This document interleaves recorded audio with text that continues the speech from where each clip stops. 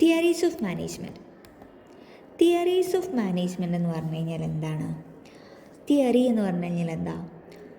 ഒരു കാലഘട്ടത്തിൽ ഉണ്ടായിരുന്ന ആൾക്കാരുടെ കൺസെപ്റ്റ്സ് ഒരു എവിഡൻസിൻ്റെ ബേസിസിൽ അവർ പ്രൂവ് ചെയ്ത് വെച്ചിരിക്കുന്ന കുറച്ച് കാര്യങ്ങളാണ് നമ്മൾ തിയറീസ് ആയിട്ട് പഠിക്കുന്നത്.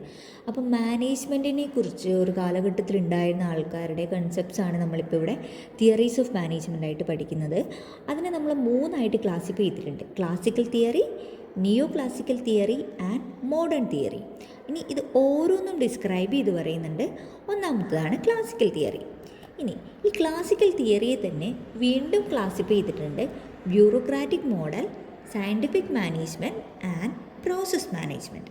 ഓക്കെ, ക്ലാസിക്കൽ മാനേജ്മെൻറ്റ് തിയറിയെ വീണ്ടും ക്ലാസിഫൈ ചെയ്തിരിക്കുന്നു: bureaucratic model, scientific management and process management.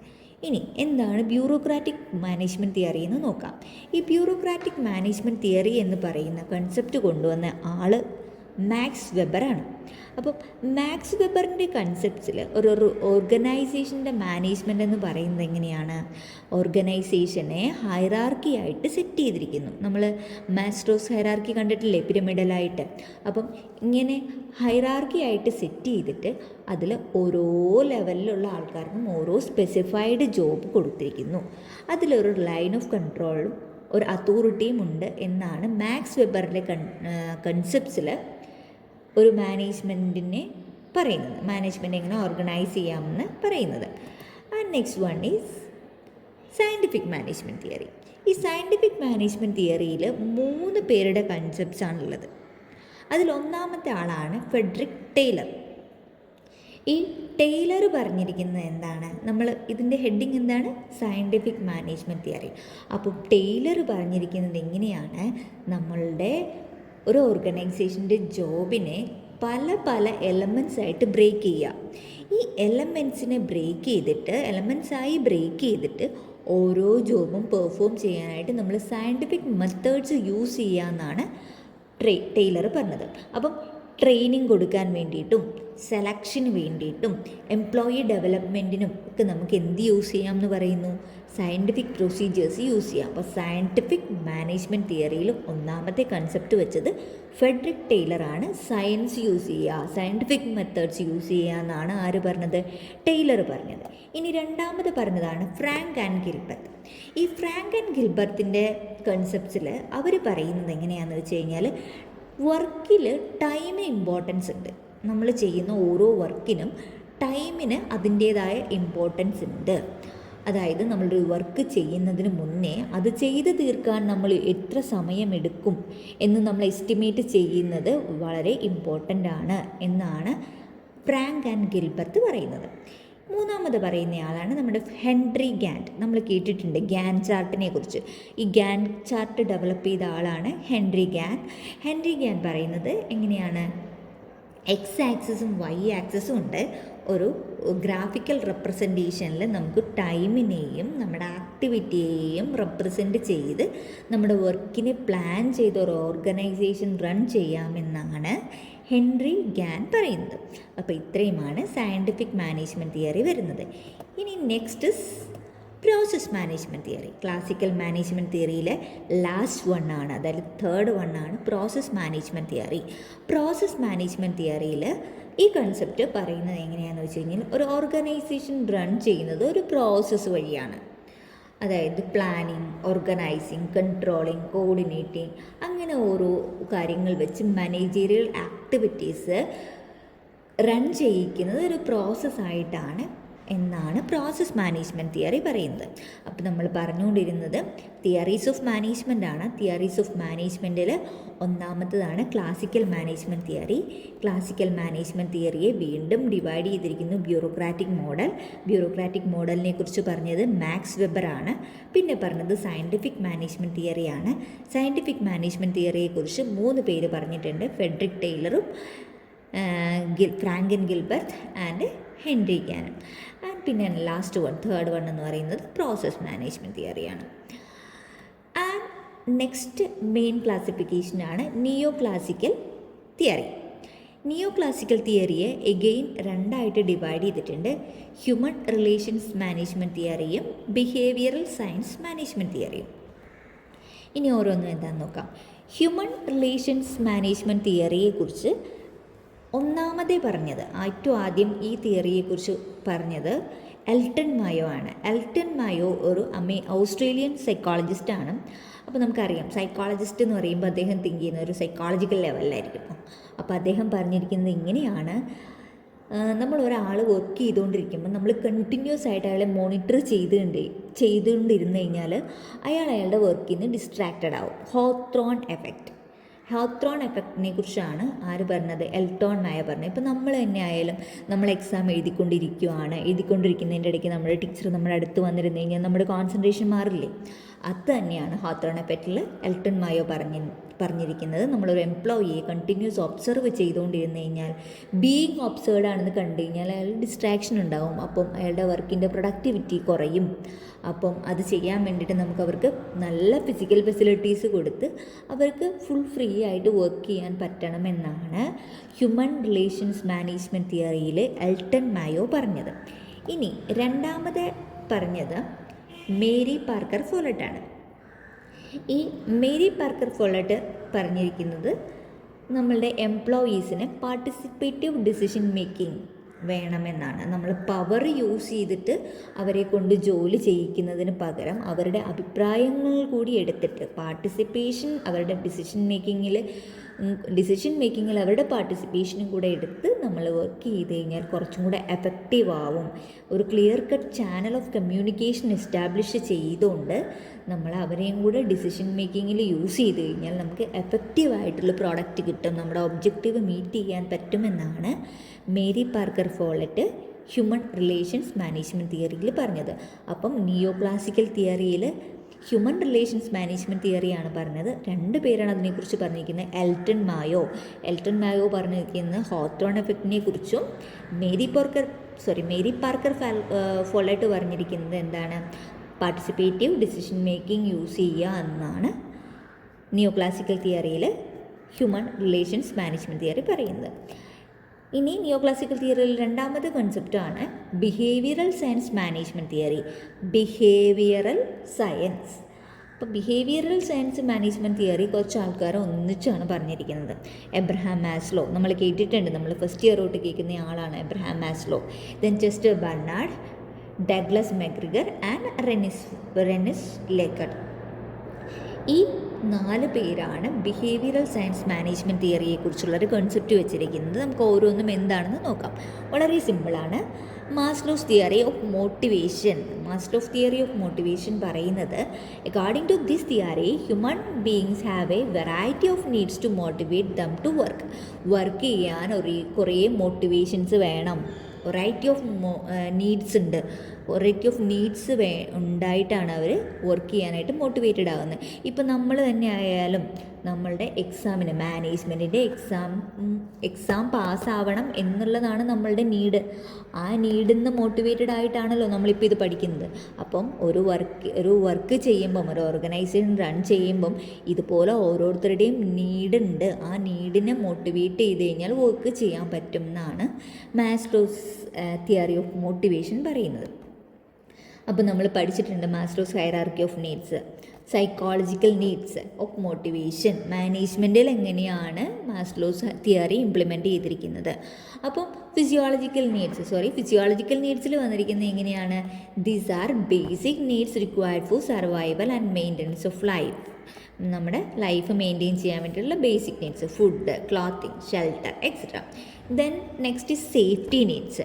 These needs include physical safety against murder, work പ്ലേസിൽ നമ്മുടെ ഫിസിക്കൽ സേഫ്റ്റി, മർഡറിനെ നിന്നുള്ള സേഫ്റ്റി, ഫയർ, ആക്സിഡൻറ്റ്സ്, ദെൻ അൺഎംപ്ലോയ്മെൻറ്റിൽ നിന്നുള്ള security. Then third one is social needs. These are related to love, affection, belonging to the work group, family, etc.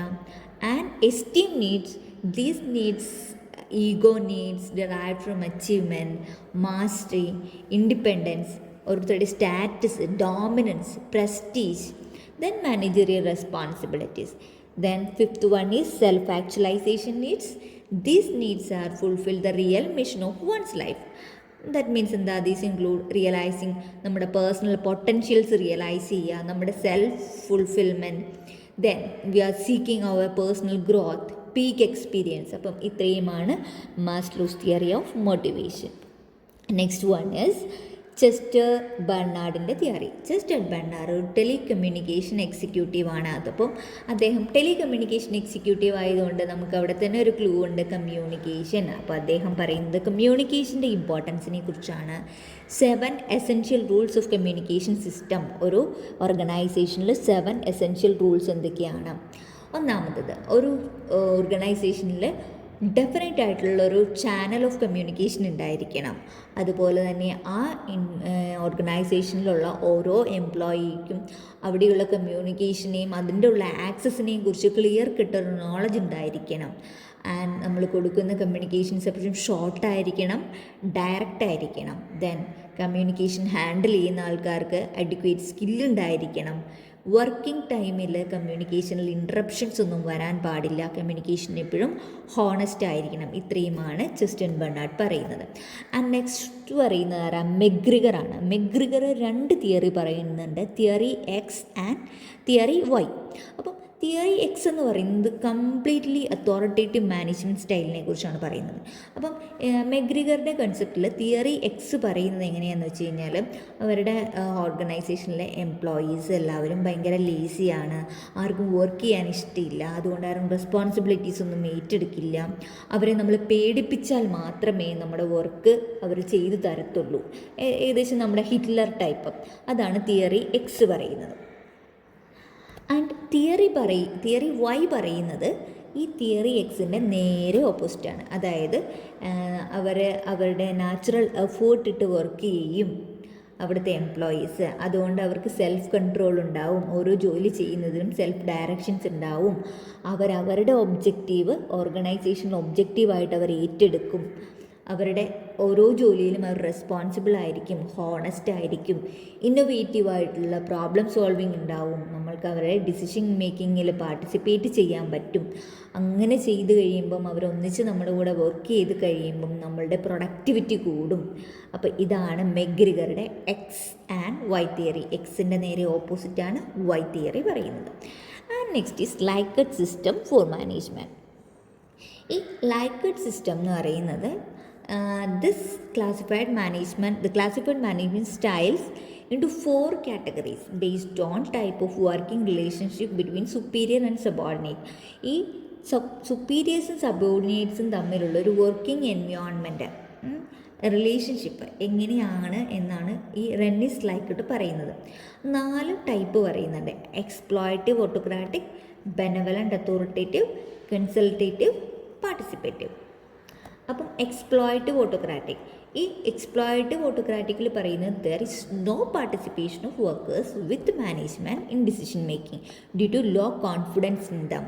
അതായത് exploitative ഓട്ടോക്രാറ്റിക്കിൽ നമ്മുടെ എംപ്ലോയർക്ക് ജോലി നൽകുന്നയാൾ, നമ്മുടെ മുതലാളി, എംപ്ലോയിയിൽ ഒരു കോൺഫിഡൻസും ഇല്ല. അതുകൊണ്ട് എന്താ, അവരെ ആരെയും ഡിസിഷൻ മേക്കിങ്ങിൽ പാർട്ടിസിപ്പേറ്റ് ചെയ്യിക്കത്തില്ല. അതായത് സ്വന്തം തൊഴിലാളികളെ അയാൾക്ക് വിശ്വാസമില്ല, അവരിലൊരു കോൺഫിഡൻസും ഇല്ല.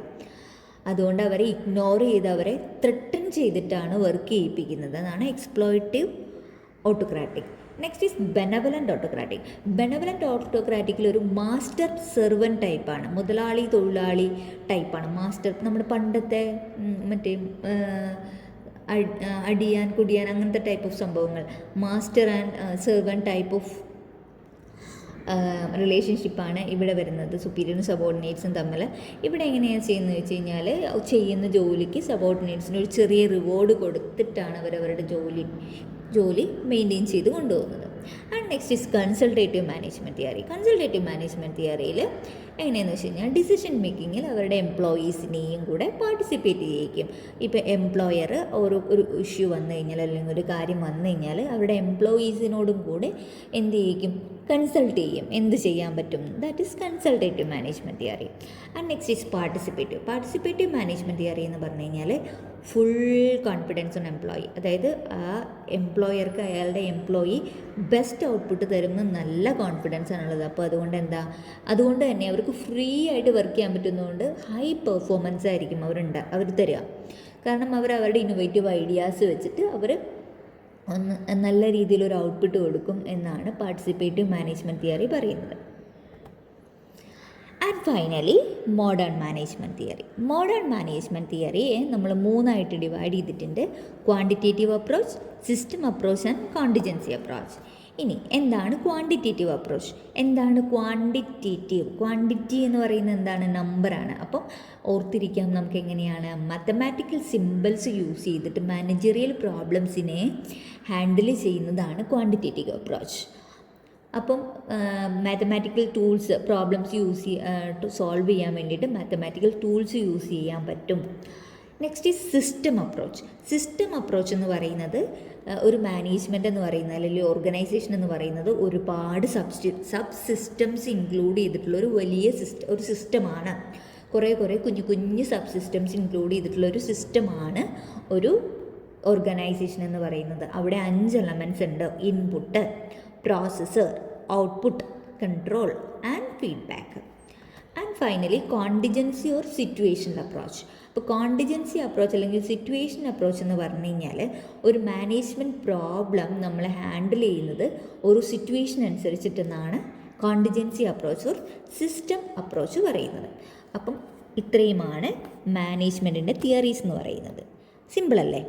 അപ്പം മാനേജ്മെൻറ്റ് തിയറീനെ നമ്മൾ ക്ലാസിഫൈ ചെയ്തിരിക്കുന്നു: ക്ലാസിക്കൽ തിയറി ഓഫ് മാനേജ്മെൻറ്റ്, അതിനെ വീണ്ടും നമ്മൾ bureaucratic, scientific and process management, പിന്നെ നമ്മൾ നിയോ ക്ലാസിക്കൽ പറഞ്ഞു, അതിൽ human relations management theory and behavioural science management theory. പിന്നെ നമ്മൾ മോഡേൺ തിയറിയെക്കുറിച്ച് പറഞ്ഞു: quantitative approach, system approach and contingency approach. Hope the content is clear. Thank U.